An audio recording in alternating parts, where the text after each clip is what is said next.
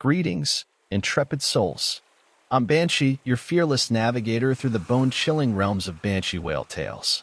Grab your comfiest blanket, perhaps a steaming cup of tea, and brace yourselves for tales that will have you checking under your bed tonight. But before we dive into the abyss, make sure to hit that subscribe button and give this video a thumbs up. Let's embark on this spine-tingling journey together. Story 1. Back when I was a fearless 16-year-old, my partners in crime, let's call them Max and Logan, and I decided to turn our spring break into an adventure in a mysterious town. Our choice of accommodation? A hotel with an unmistakable funky smell that should have been a warning. But being teenagers, we ignored the red flag and checked in. Around 3 p.m., we hit the hotel pool to chill.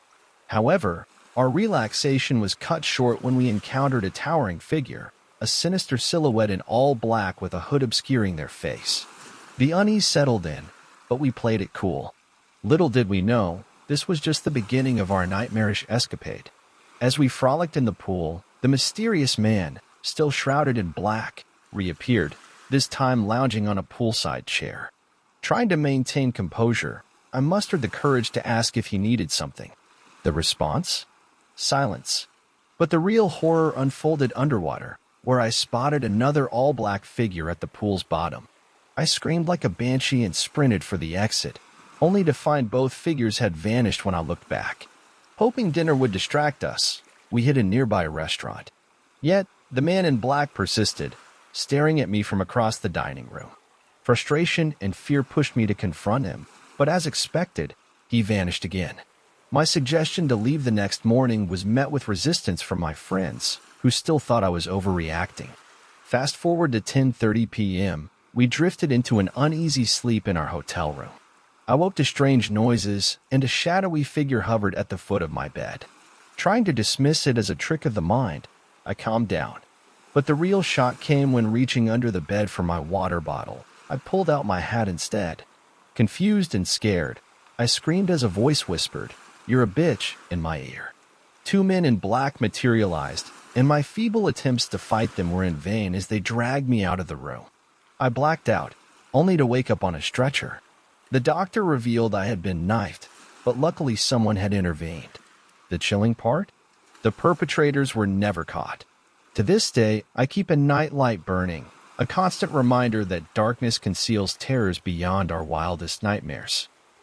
Story 2. In the heart of Dublin, where school tales take unexpected turns, meet Finn, a 15-year-old navigating the labyrinth of secondary school life.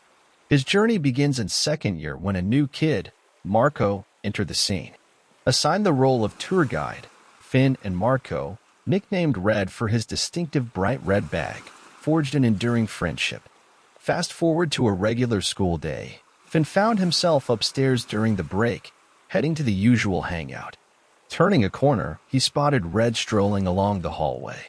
Oddly enough, given the distance, Finn should have seen Red ascend the stairs moments ago.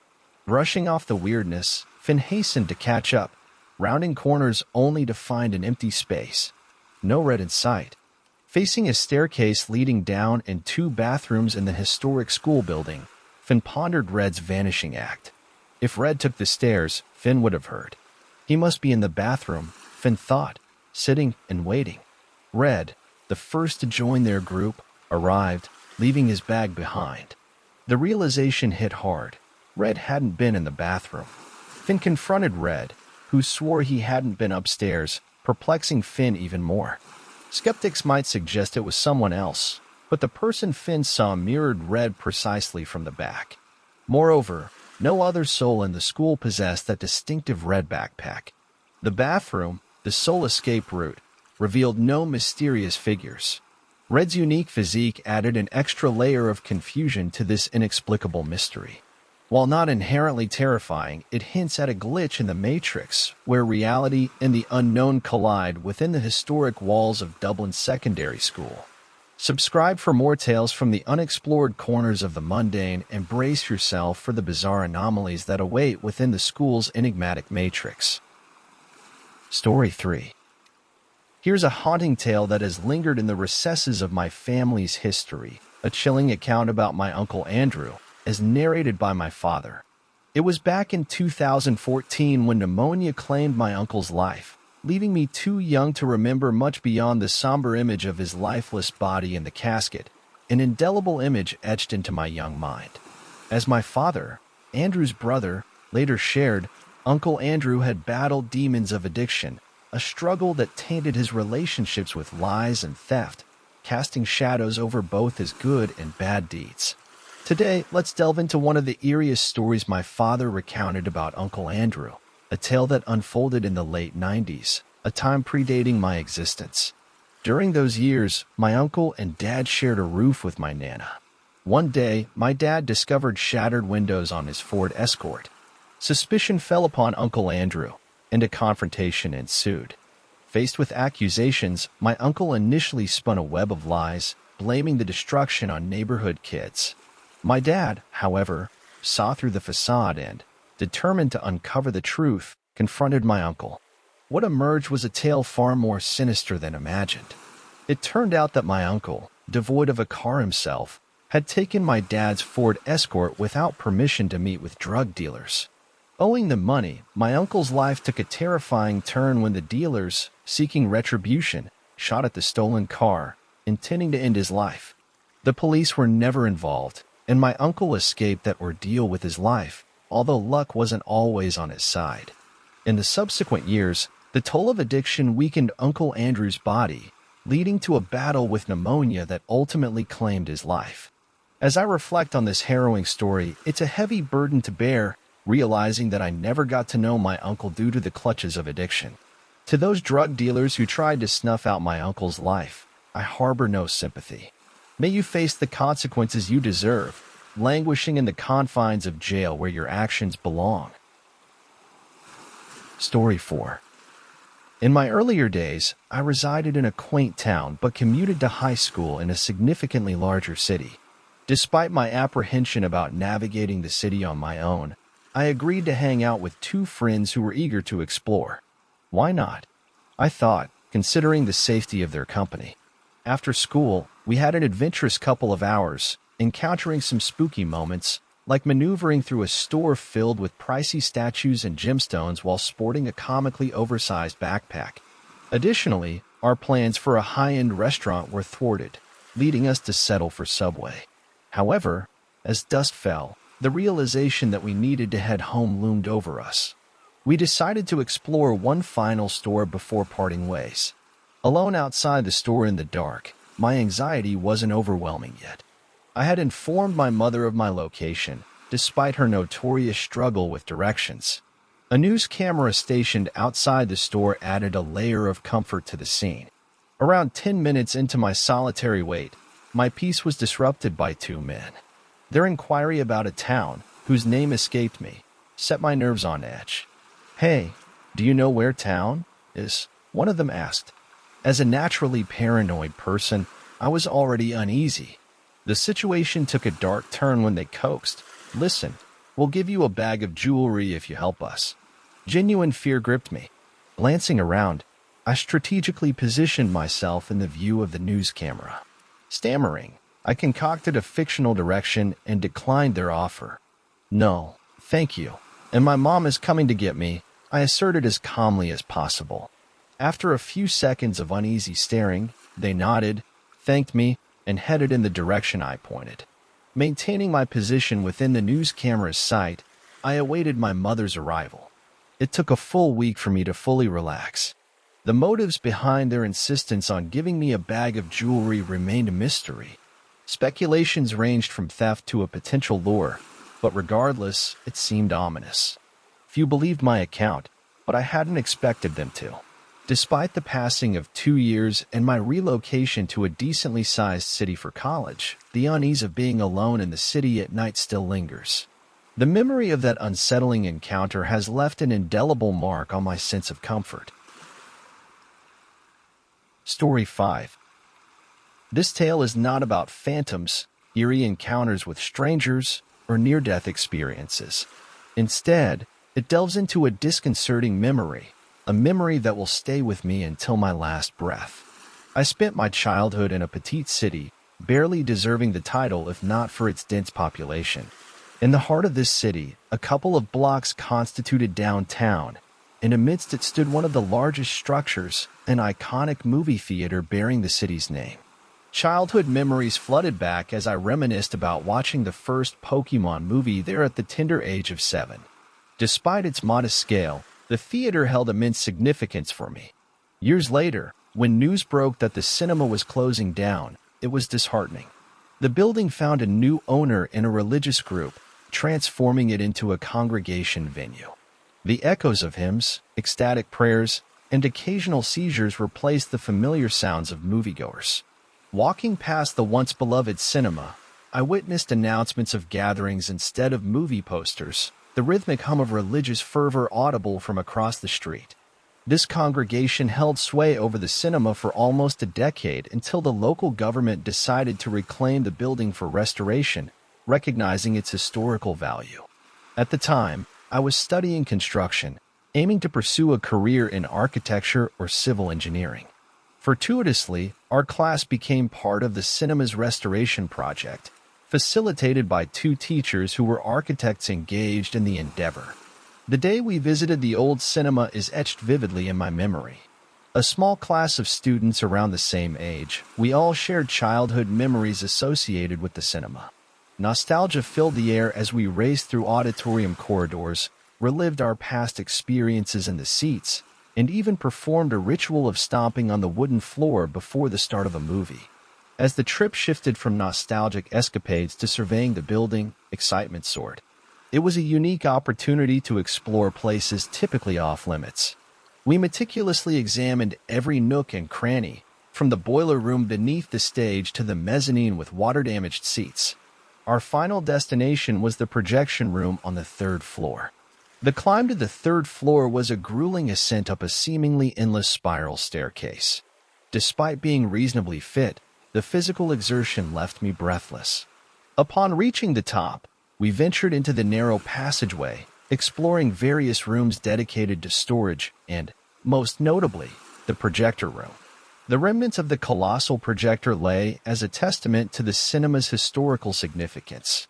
However, our excitement took an unexpected turn when we entered the last room. There it was again, a drawing on the wall, this time featuring a train with a message about Christ. The childlike innocence reflected in the colors and drawings contrasted eerily with the room's isolated location. A sickening realization dawned on me. These rooms were daycare facilities. The cheerful drawings concealed a sinister reality. My classmates and I exchanged horrified glances, recognizing the disturbing implications of our discovery. Unspoken, we left the theater, and we never spoke of those rooms again. The reality of child molestation within religious institutions is a well-known issue, often considered a distant problem occurring in other cities or countries. Yet, this revelation occurred in our own town, in the very building where, years ago, I had watched a Pokemon movie at the age of 7. The place that shaped our innocent memories now harbored a dark secret. Story 6. Residing in an aged apartment complex, I've called this place home for the past 2 years. My roommate and I, usually spared from unnerving incidents, encountered a chilling episode last summer that still lingers in my memory. Around 4 a.m., our peaceful slumber was abruptly interrupted by fire alarms blaring throughout our 4-story abode. Given that our residence primarily housed seniors, our initial assumption was a common kitchen mishap. Annoyed at the potential false alarm, I hastily reached for a blanket, learning from a past incident when I found myself stranded barefoot on the sidewalk during a non-event. My roommate and I, equipped with shoes, phones, and keys, cautiously ventured into the hallway. The corridor appeared unremarkable, no signs of commotion, and our neighbors hadn't emerged from their apartments. With reluctance, we made our way down the hall toward the lobby, anticipating our neighbors' eventual participation. However, it was only upon stepping outside the front door that we grasped the severity of the situation. A handful of residents, who had already evacuated, frantically informed us that the building was indeed ablaze this time. Following the crowd to the side of the building, we witnessed an apartment on the top floor engulfed in flames. Panic set in as people sought water, ladders, anything to aid in the rescue effort. Disturbingly, it was mentioned that a lady with mobility issues resided in the burning apartment, urgently needing rescue. The absence of the fire department heightened the chaos. My roommate, perturbed by the chaotic scene, and I retreated to the front of the building, away from the fire. On our way, we witnessed a brave individual leaping from his balcony to the ground, sustaining some injury despite the roll he attempted upon landing. The atmosphere was chaotic, a blend of hysteria and indifference, particularly amongst senior citizens reluctant to navigate stairs.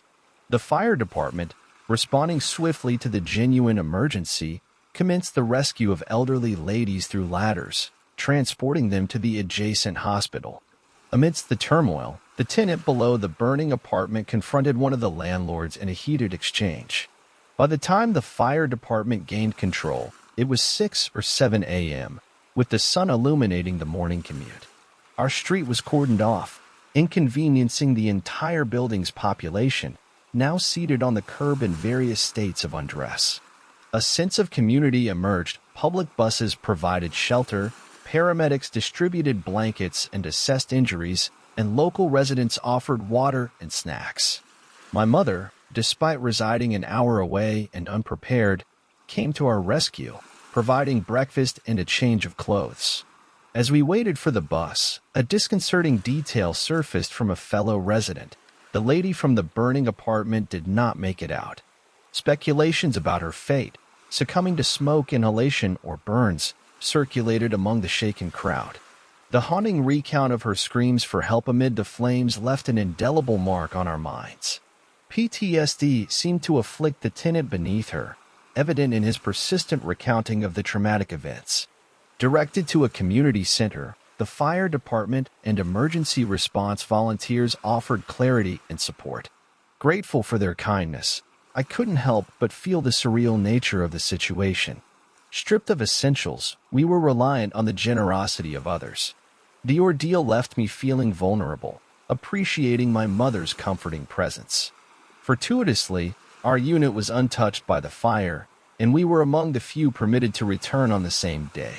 Despite the proximity of the fire, our home bore the lingering scent of smoke for weeks.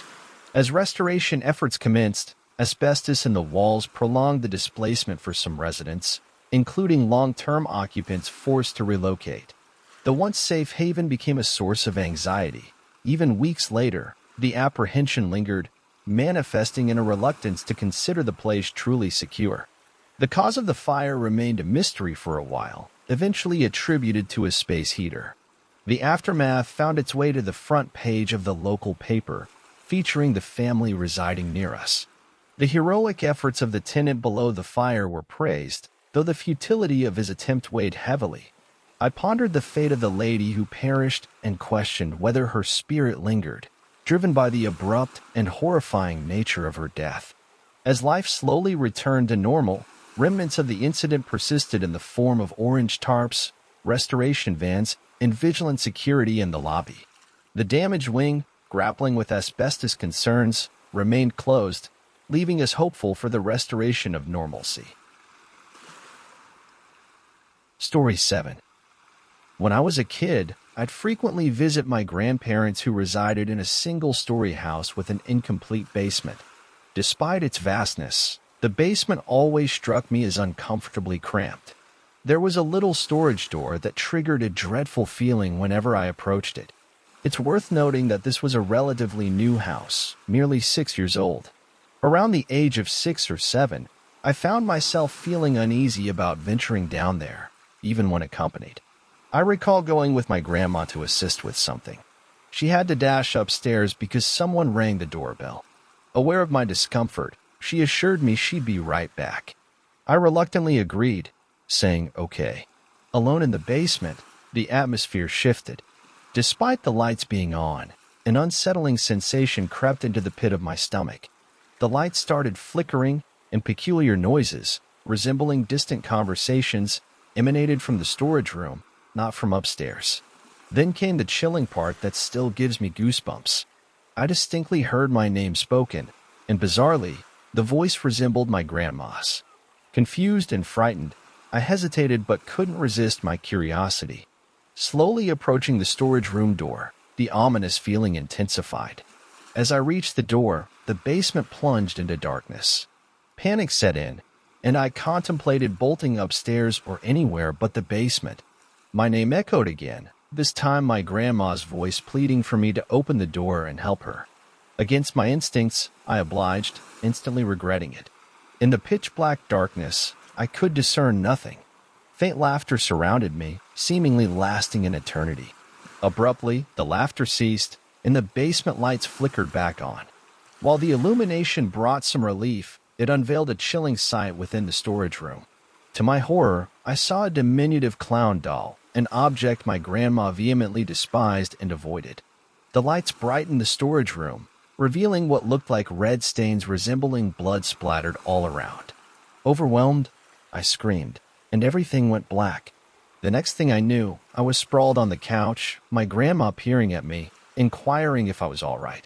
To this day, I'm uncertain whether it was reality or a dream, but the experience felt undeniably real.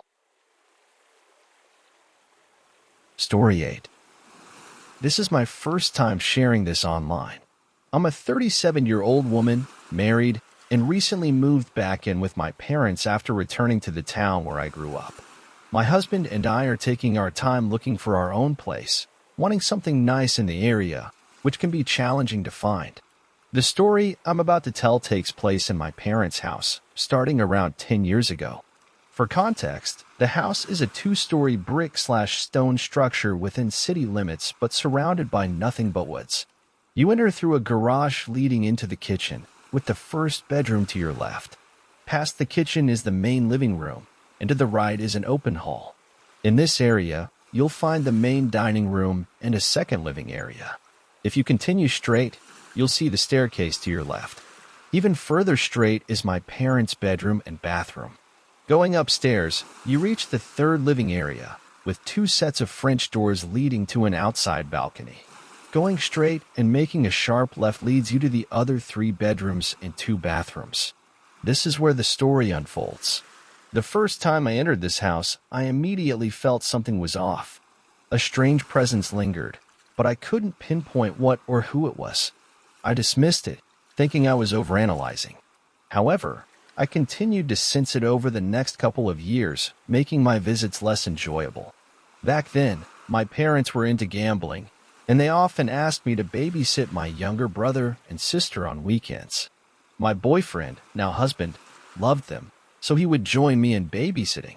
Initially, I ignored the unsettling feeling, preoccupied with playing or eating with the kids. Eventually, things settled down, and we'd watch movies until bedtime. Now, my husband is a unique character, falling asleep the moment his eyes close. Unlike me, it takes me forever to find comfort and wind down my mind. I don't sleep well, even when I finally doze off. The night in question was the first time I both saw and heard something unusual in this seemingly new house. In our room, the bed faced the doorway, but not directly. With the double doors open, one could see the front of the staircase and down the hallway, but only if the light was on. That night, only one hallway light glowed. I lay in bed with the TV on low, nearly asleep, when I heard one of my siblings supposedly coming down the stairs. Opening my eyes slightly, I waited for them to reach the bottom, but they never did. Dismissing it, I closed my eyes and began drifting off again. A few minutes later, the sound repeated. I sat up, a bit spooked, and listened.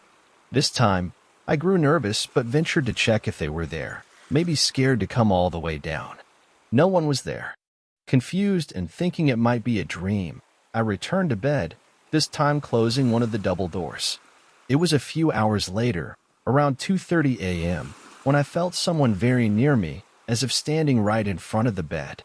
Typically, upon opening my eyes, I would see the green glow of the alarm clock on the bedside table, but this time it was pitch black. I couldn't even see the hallway light, and the TV had turned off on its own. I felt paralyzed, unable to move.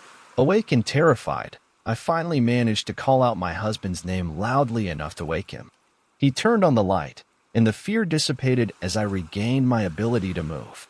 I was shaken, started crying, unable to explain to him what had happened. Even if I did, he didn't believe in such things. So I chalked it up to a nightmare and asked him to check on the kids. When he returned, he reassured me that the kids were fine, and I eventually fell back asleep with the light on, though it took a while.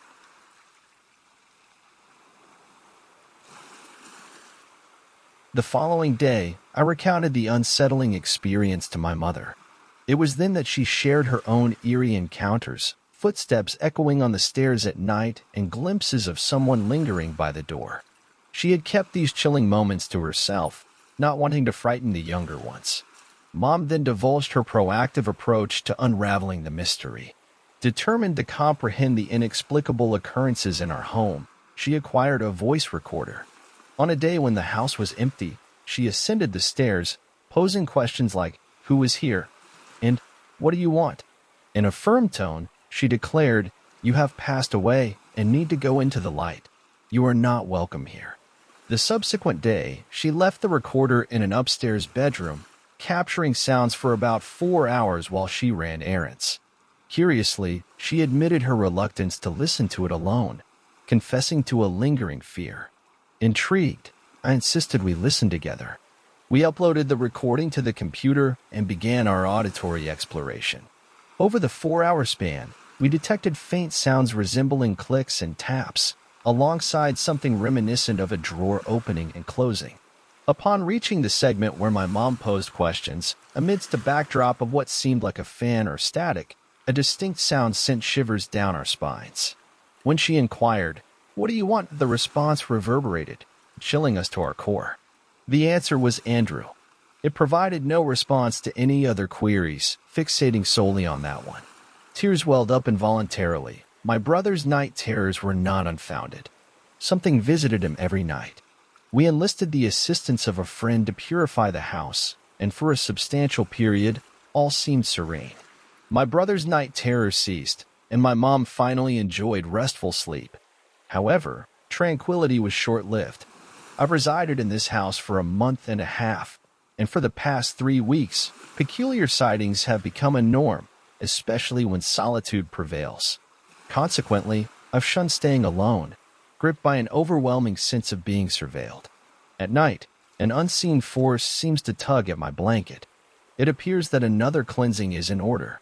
On a tangential note, I am the 3rd generation on my maternal lineage endowed with the ability to perceive spirits. Conversely, my paternal family has a historical association with black magic, a realm I conscientiously avoid. I abstain from participating in the spiritual practices commonplace among others, and I advocate for a similar cautious approach. Even with meticulous care, these spirits can cast lingering shadows, haunting long after one has departed. Update: while seated on the living room floor, engaged in play with my nephew, my mother on one couch and sister on the other, an unexpected incident unfolded. The toy piano, crafted from cloth and foldable, made an eerie sound, akin to someone slowly depressing the keys. A collective pause ensued, followed by exchanged glances of astonishment. The keys continued their rapid descent until abruptly ceasing. Neither my mother nor I succumbed to fear, but my sister, unnerved by an occurrence the prior night around midnight, harbored a different tale, one that I intend to share in tomorrow's post. Story 9. Okay, let me set the scene. Picture this. I'm a 15-year-old wanderer living in the quaint town of Adelaide, Australia. But rewind a bit. This story unfolds when I was a mere 12-year-old, around 2016, a few days before Christmas. The heart-wrenching news reached us. My close aunt from my father's side, a passionate equestrian, met a tragic end. A fatal fall from a horse left her crushed. Strangely, she adored the fragrance of warada blooms. Keep this in mind. It becomes crucial later. Fast forward 2 years, and our family decided to pay her a visit for Christmas. We visited her resting place numerous times, but this occasion felt different. A peculiar heaviness lingered in the air, and an ominous wave of dread washed over me. It was so overpowering that I sought refuge in our car for a while. Once I felt the negative aura had subsided, I mustered the courage to explore the cemetery. As I roamed the graves, a familiar scent, the fragrance of waradas, wafted through the air. Initially comforting, it took a sinister turn. I sensed an unseen gaze fixated on me, conveying a message. I wasn't welcome, and an eerie feeling urged me to leave. Trusting my instincts, I sprinted back to the safety of my family. Later, as we all crammed into the car for the journey back, an otherworldly revelation awaited us. A spectral figure materialized in the middle of the road, bearing a worried expression. Staring in astonishment, we watched as a car sped towards us at full throttle. In a blink, she vanished. I won't lie, it sent shivers down my spine, and sleep eluded me that night. But as dawn broke, I couldn't ignore the truth. She shielded us from a spectral calamity, a guardian spirit watching over us from beyond. Believe it or not, every word bears the weight of that mystical night in Adelaide. Story 10. In the midst of March's mysteries around 2012, I was a curious 12-year-old navigating the maze of 6th grade escapades. Fascinated by the thrill of eerie tales, my online explorations led me to stories of sleep paralysis, a concept that seemed intriguingly distant until it unfolded in my own reality. The night in question wrapped me in a dream's surreal embrace. A seemingly harmless round of Counter-Strike transformed into a disorienting reality. The familiar houses in my neighborhood had shrunk into small, two-story box-like structures. Elderly figures stood in front, engrossed in newspapers, while the neighborhood sign, barely legible, simply spelled out Brook. The dream then whisked me to my morning bus stop, my phone in hand, until an out-of-place bush let out a spine-chilling scream.